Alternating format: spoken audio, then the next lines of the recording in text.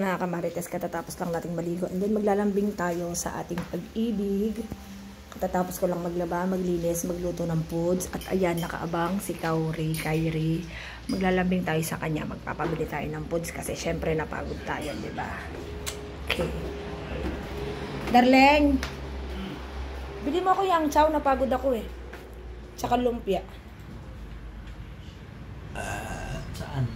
Yang chow. Asa? Siyempre, para wala ka ng palag. Para may pinatago pa. Siyempre, I feel tired. Sana? Halika na. Ngayon na ba? Oo, siyempre.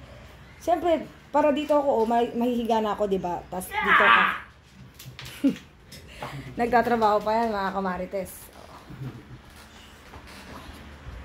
Sige na, para sarado mo na rin to.